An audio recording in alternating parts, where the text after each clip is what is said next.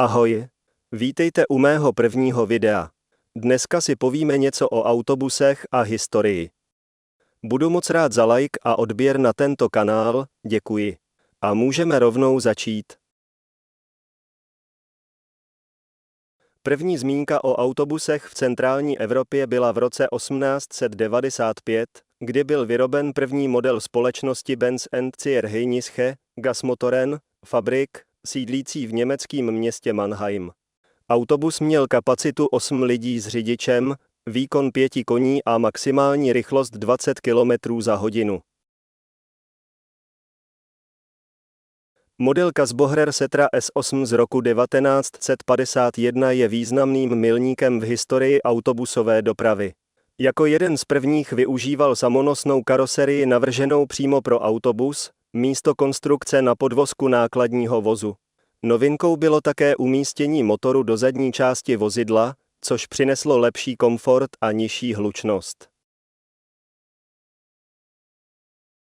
Většina evropských měst vznikla staletí před vynálezem automobilů.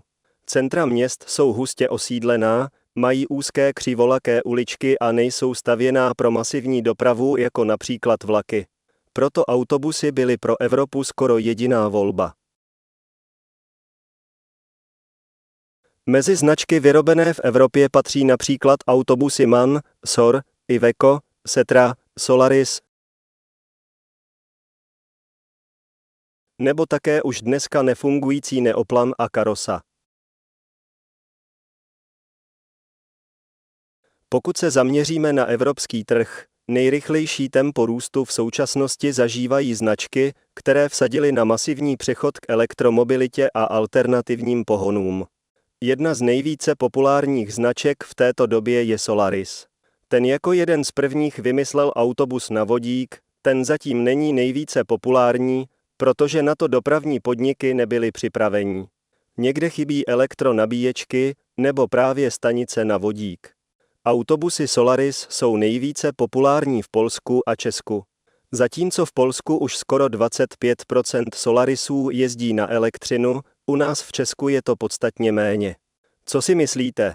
Mělo by Česko dokoupit více elektrických autobusů, nebo to nechat být? Napište do komentářů. Děkuji moc za zhlédnutí videa a uvidíme se příště.